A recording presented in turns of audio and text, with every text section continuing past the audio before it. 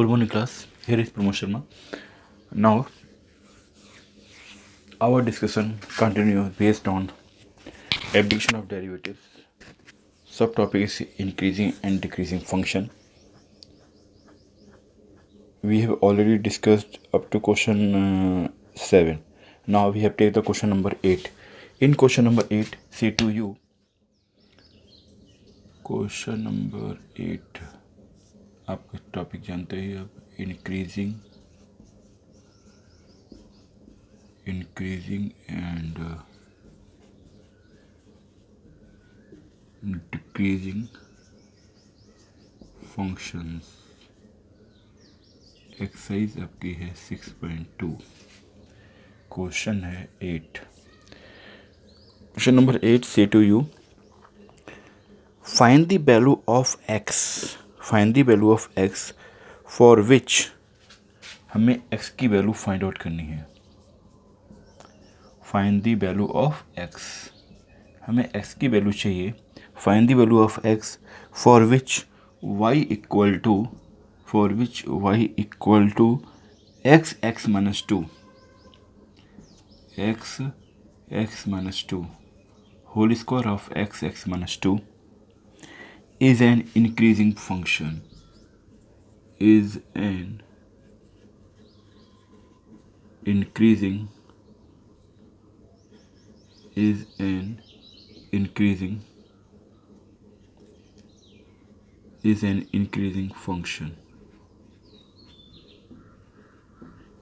increasing function. ठीक है. Now start the solution. Question समझ में आ गया होगा, फिर रिपीट कर देते हैं. क्वेश्चन क्या है?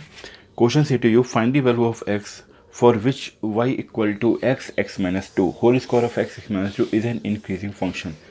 एक्स की वैल्यू बतानी है जिस पे ये फंक्शन क्या है, इंक्रीज हो रहा हो. ठीक है. तो now start. First we have writed given function यानी y equal to given here square of x minus 2 का whole square of x minus 2. Now y equal to differentiate with respect to x, या फिर आप चाहें तो ऐसे product rule लगा सकते हैं, प्रोडक्ट बाद में भी लगेगा. चलो ऐसे कर लेते हैं. पहले y इक्वल टू हो गया square of x minus 2. Now differentiate with respect to x, तो ये आपके पास हो जाएगा y dash equal to X square. First और सेकंड फंक्शन, फर्स्ट को हमने ऐसे ही रखा, फर्स्ट क्या हो गया, x हो गया, और ये क्या हो गया, सेकंड फंक्शन हो गया. तो first function is same, then second function को हमें find the derivative of second function.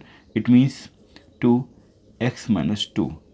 Reason that chain rule से करेंगे. फार्मूला अप्लाई किया आपने, कौन सा formula is apply here, D over D X raise to over n equal to n xn minus 1. Again x minus 2 का करेंगे तो x का 1 और 2 का 0, तो there is no need to write here.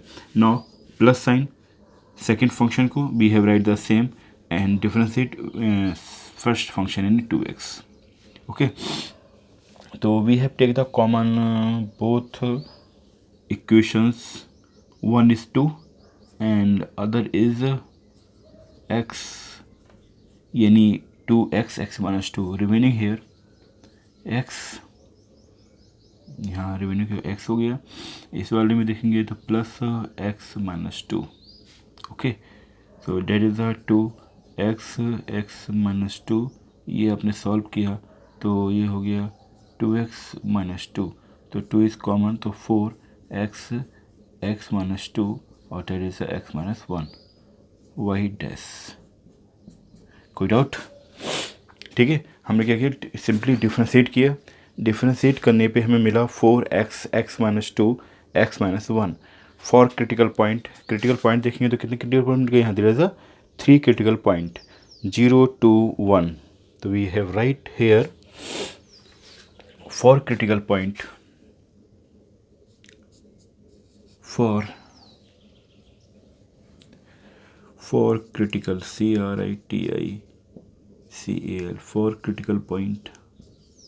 for critical points y dash equal to 0. That means आपके पास condition आ गई. अगर चेकआउट करें तो देखिए 4x x minus 2 x minus 1 equal to 0. 4 cannot equal to 0.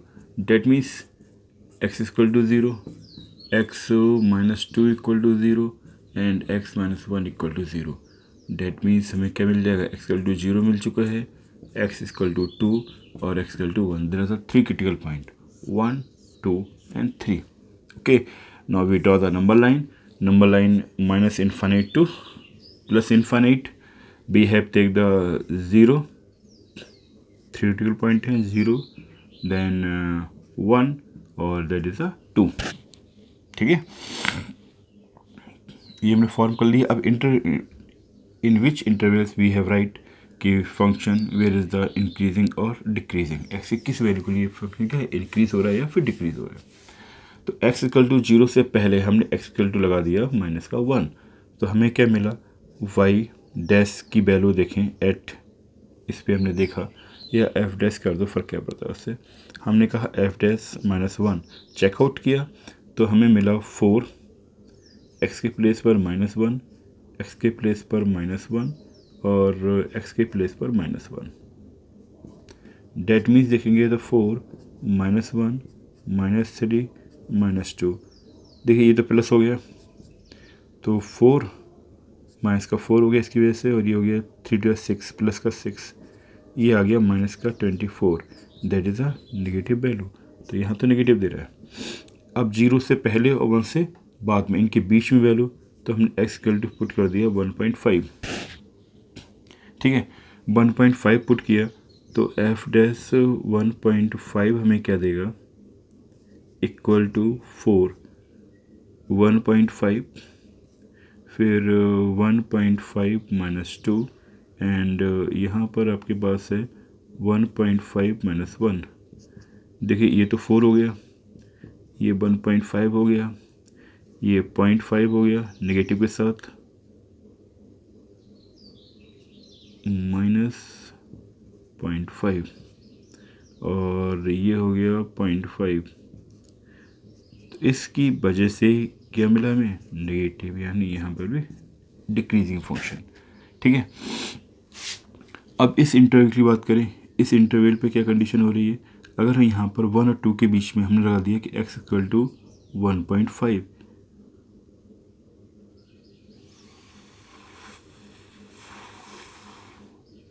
एक there is one problem here, we have right something is wrong, क्योंकि ये 1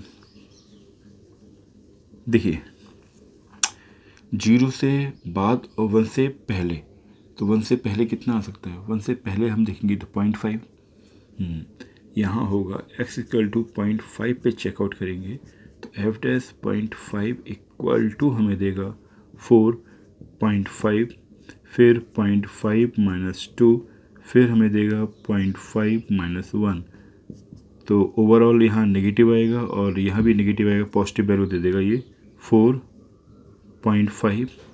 ये हो गया आपका माइनस का 1.5 और ये आपको देगा माइनस का 1.5 माइनस,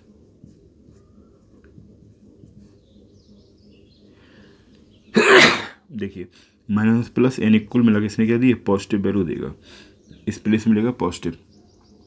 और 1 और 5 के बीच में अगर हम वैल्यू पुट करेंगे, यहाँ हमने वैल्यू पुट कर दी x equal to 1.5, x equal to 1.5 के लिए देगा f डैश 1.5 पर हमने वैल्यू चेकआउट की थी, लिख लो 1.5, फिर हमारे पास था 1.5 माइनस 2, फिर हमारे पास था 1.5 माइनस 1, तो यहाँ पे नेगेटिव, यहाँ पर नेगेटिव 1.5, तो ये हो गया 4 इंटू 1.5, यहाँ पर माइनस का माइनस 0.5, इस प्लेस पर आपके पास आ गया माइनस का प्लस का 0.5, यानी यहाँ पर हमें नेगेटिव वैल्यू मिली थी इस वाले प्लेस पर. अब यहाँ पर हमने वैल्यू पुट की इस वाले प्लेस पर 2 के बाद, यानी x इक्वल टू हमने ले लिया 3, तो f डैश 3 हमें क्या देगा 4, 3 माइनस 2 और 3 minus 1, that is given the positive value.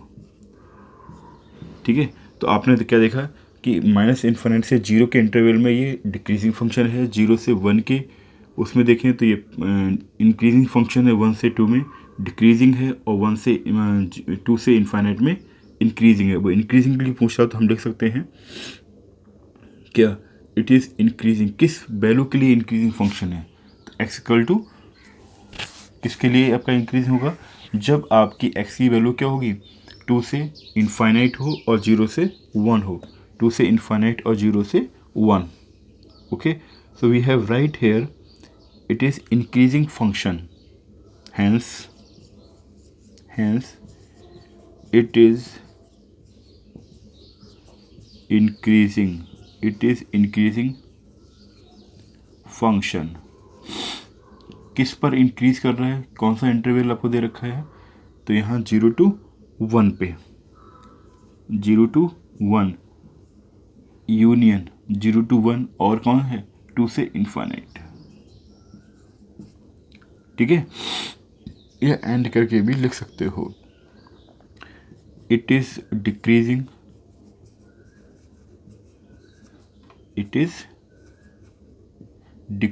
Function, it is decreasing function in, किस पर ये डिक्रीज कर रहा है, वो आपको दे रखा है माइनस इन्फाइनाइट से zero and union 1 to 2, 1 to 2। अब x की किस वैल्यू के लिए, इसका मतलब ये वाला जो पार्ट है हमारे आंसर का पार्ट है, तो आपकी x की वैल्यू क्या होनी चाहिए, x की वैल्यू आपके पास 0 से 1 में कोई भी वैल्यू हम पुट कर दें, या 2 से इन्फाइनाइट में कोई वैल्यू पुट कर दें, हमें क्या देगा, ये इंक्रीजिंग फंक्शन प्रोवाइड कराएगा, it gives increasing function. Okay, that is the answer of this question, please write down, then we have discussed the next question।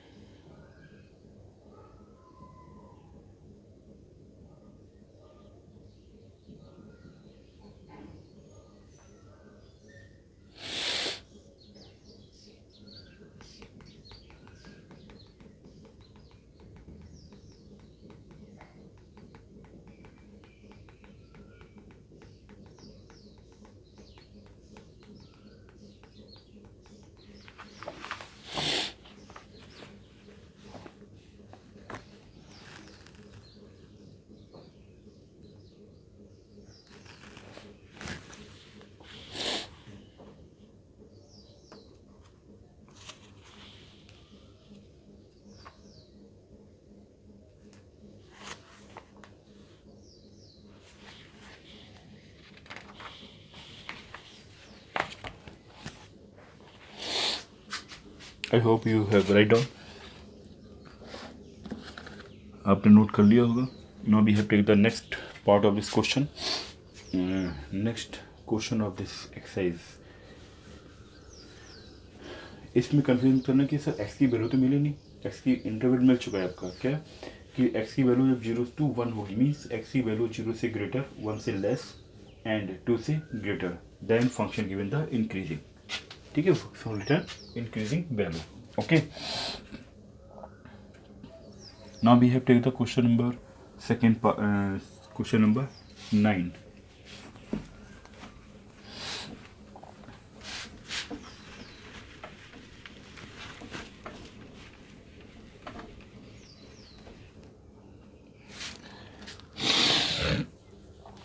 Question 9 say to you, question 9 prove that y equal to 4 sin theta upon 2 plus cos theta, y equal to, prove that y equal to 4 sin theta. Prove that y equal to 4 sin theta upon 2 plus cos theta minus theta is an increasing function. Is an increasing function. Is an increasing function. Is an increasing function of theta in, यहाँ close interval दे रखा है 0 to π/2. Close interval का मतलब है कि हमें 0 और π/2 value भी इंक्लूड करनी है इसे चेक करने के लिए. तो हमें कह रहा है कि बाई जो फंक्शन दे रखा है y equal to 4 sin theta upon 2 plus cos theta minus theta is an increasing function of theta. Theta के लिए इंक्रीजिंग फंक्शन है कब, जब थीटा की वैल्यू 0 to π/2 लाई कर रही है. यानी थीटा वैल्यू क्या 0 भी हो सकती है, π/2 भी हो सकती है, या 0 से π/2 के बीच में कोई भी वैल्यू हो सकती है. ओके, तो now we have ready start the solution.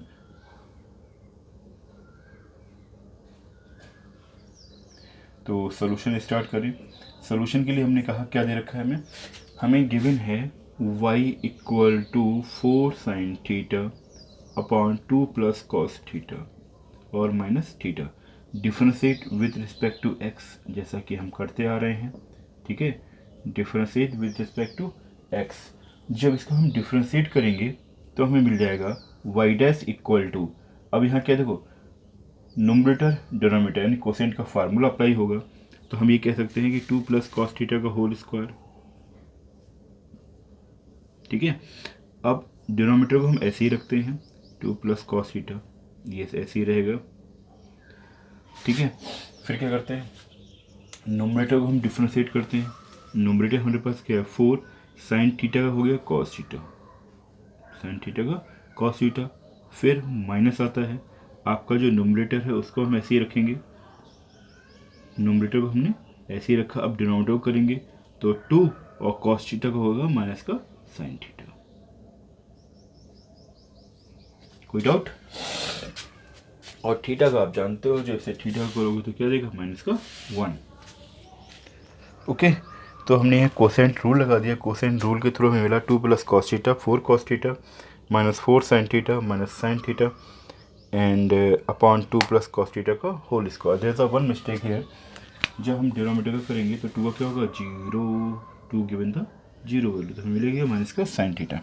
Now इसको थोड़ा सा अरेंज करें, मतलब मल्टीप्लाई करें. मल्टीप्लाई करने पे वी गेट हियर हमें क्या मिल सकता है, देखिए 4 कॉस थीटा मल्टीप्लाई करेंगे तो होगा 8 cos theta, 8 cos theta plus 4 cos square theta.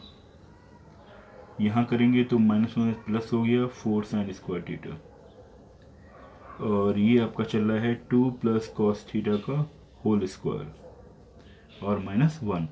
अब देखो ये और यहाँ इससे अगर हम 4 कॉमन ले लें तो cos square plus sine square क्या हो जाएगा 1. So now we have right here. हमने कहा ठीक है हम ऐसा करते हैं, यहाँ से हमने 8 कॉस थीटा को ऐसे ही रखो, 8 कॉस थीटा, यहाँ से 4 कॉमन, तो आपके पास हो गया cos square theta sine square theta upon 2 plus cos theta का होल स्क्वायर माइनस 1. तो ये पार्ट तो हो गया 1, तो आपको मिल गया 8 cos theta plus 4 upon 2 plus cos theta का होल स्क्वायर माइनस 1. अब इसको हम सॉल्व करेंगे, तो सॉल्व करने के लिए हमने क्या किया 8 कॉस थीटा प्लस 4, इसको इधर ले जाएंगे और ओपन भी कर दें, minus 2 plus cos theta whole square, तो 4 plus cos square theta plus 4 cos theta. A plus B का फार्मूला अप्लाई कर दिया इस वाले पार्ट में, और 2 प्लस कॉस थीटा का होल स्क्वायर.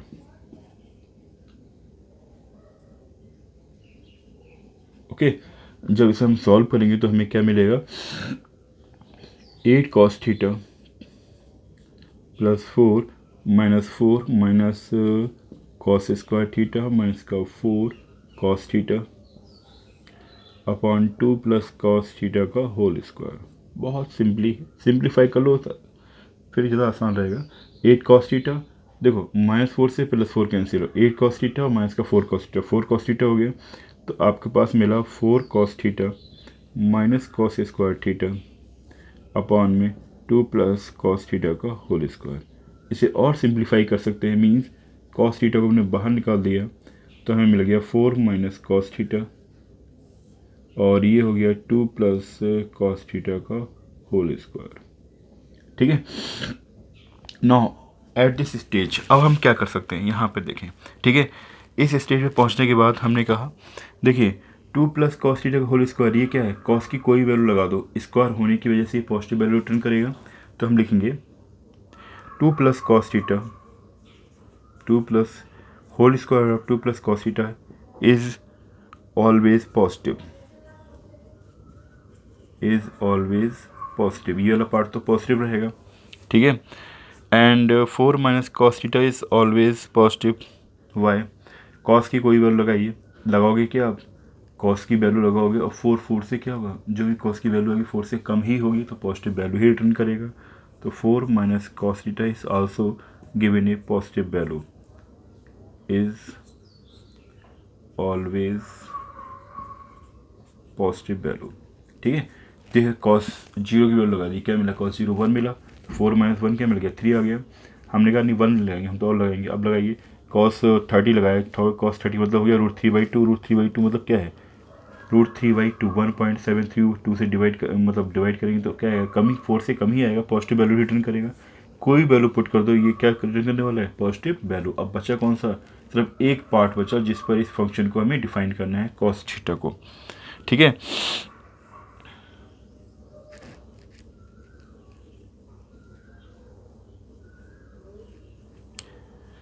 ओके अब हम कॉस थीटा क्या करें, तो इसका मतलब हमने कहा cos theta is positive, cos theta is positive, क्यों पॉजिटिव है, इन 0 to π/2, ये हम ऑलरेडी जानते ही हैं। ठीक है, ये पॉजिटिव वैल्यू रिटर्न करेगा, ये पॉजिटिव वैल्यू रिटर्न करेगा। कॉस थीटा क्या है, cos theta is positive 0 to π/2, cos theta यानी ये पूरा फंक्शन किस पे डिपेंड हो गया, कॉस थीटा पे। और 0 से π/2 में कॉस थीटा क्या वैल्यू रिटर्न करता है, पॉजिटिव वैल्यू ही रिटर्न करता है, नेगेटिव वैल्यू रिटर्न नहीं करता है। तो कंप्लीट फंक्शन क्या हो गया, इंक्रीजिंग फंक्शन। ठीक है, hence it is increasing, hence it is increasing function, hence it is increasing function in 0 to π/2. That is the final answer. Okay, now we have discussed the next question. Please write down carefully.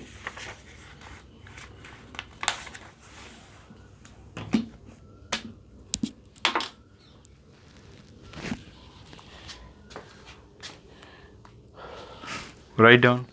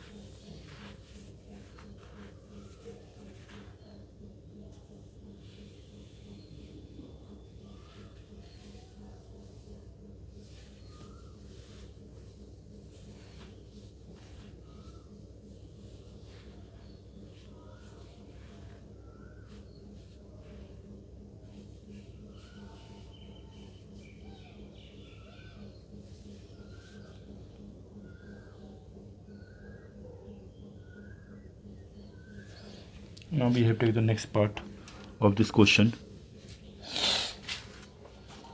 of this exercise, question number 10.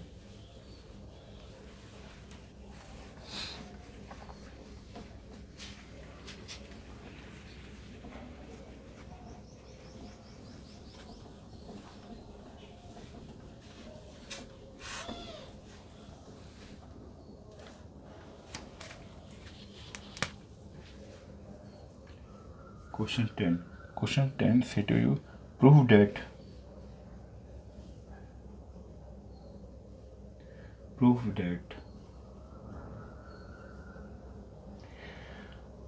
logarithmic function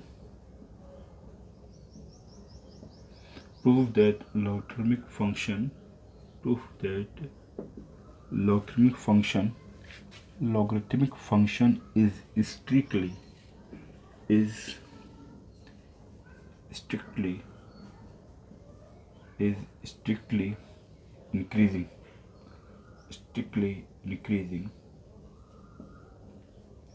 strictly increasing on 0 to infinite पे हमें बताना है ये strictly increase करेगा। ठीक है, अब logarithmic function का मतलब जैसे आपका आया तो आप कहोगे सर log x हो गया।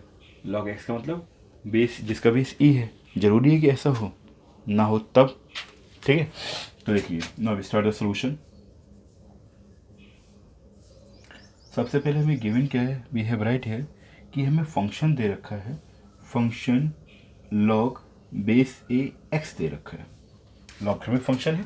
ठीक है, अब हम एक कंडीशन मान ले सकते हैं कि हमारे पास फंक्शन जो दे रखा है लॉग का वो क्या है, बेस e नहीं है बाई बेस a है।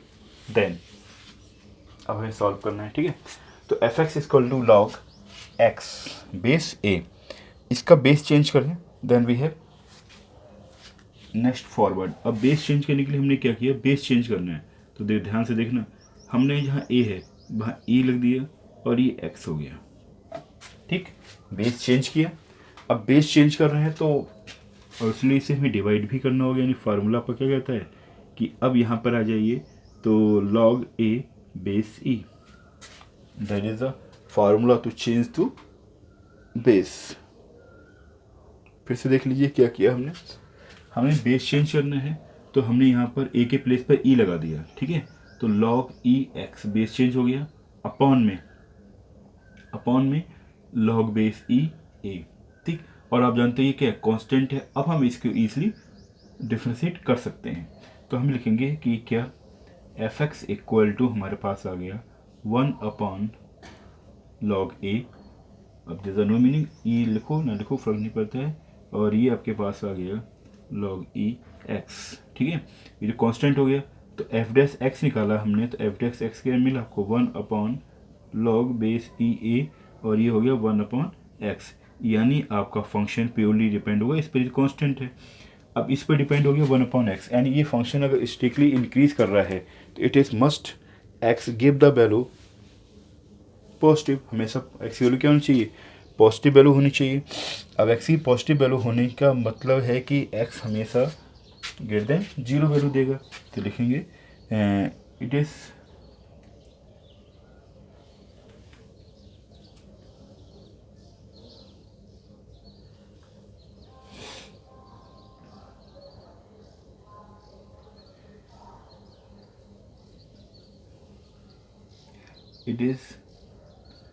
पॉजिटिव ओनली, ये पॉजिटिव का हो सकता है, it is positive only if x is positive, if x is positive, मतलब ये फंक्शन पॉजिटिव वैल्यू रिटर्न करेगा कब, जब x पॉजिटिव होगा। ठीक है, इट मीन्स हम क्या कह सकते हैं, कहने का मतलब हो गया कि x ग्रेटर देन क्या हो 0। एक ही कंडीशन है कि x की वैल्यू 0 से ग्रेटर होनी चाहिए।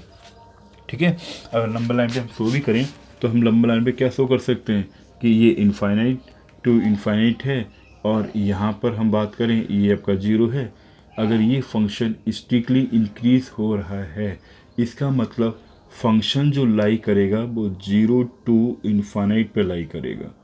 मतलब इस कंडीशन पर जब हम 0 से फॉरवर्ड जाएंगे इनफाइनाइट की तरफ, यानी वैल्यू क्या होगी, 0 से लार्ज वैल्यू जब हम पुट करेंगे तो हमें फंक्शन क्या मिलेगा, स्ट्रिक्टली इंक्रीज फंक्शन मिलेगा। ओके, तो we have right here it is strictly increasing, hence it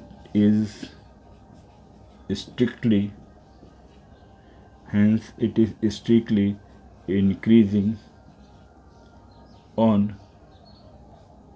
0 to infinite। तो ध्यान रखना ये फंक्शन भी आपके पास एफ डेक्स, इसका फिर समझ लिए है क्या, एफ डेक्स इक्वल टू 1/x मिल गया, ठीक है। अब x की वैल्यू यहाँ पॉजिटिव रखोगे तभी ये पूरा फंक्शन पॉजिटिव वैल्यू रिटर्न करेगा, ठीक है। इसका मतलब x की वैल्यू पॉजिटिव होने के लिए हमें क्या चाहिए कि x 0 से ग्रेटर हो। इसका मतलब जो x 0 से ग्रेटर होगा तो x की वैल्यू हम 0 से इन्फाइनाइट में पुट करना, 0 से ज़्यादा। और आप जानते हो 0 इन्फाइनाइट में अगर हम वैल्यू पुट करें, 0 नो ओपन इंटरवल है तो 0 नॉट इंक्लूड और इन्फाइनाइट नॉट इंक्लूड, तो जो फंक्शन की वैल्यू रिटर्न करेगी हमेशा क्या होगा, फंक्शन स्ट्रिक्टली इंक्रीज होगा। यही रीज़न है जब लॉग एक्स का ग्राफ आप बनाओगे तो लॉग एक्स के ग्राफ जो है, ग्राफ हमेशा इंक्रीजिंग वैल्यू देता है, ठीक है। जो ग्राफ है, ग्राफ इंडिकेट करता है कि फंक्शन क्या है, इंक्रीज हो रहा है, ठीक है। Please right on.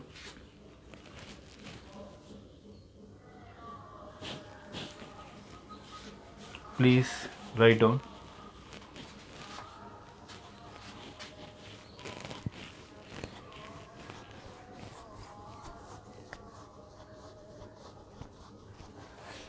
Now enjoy, study and bye.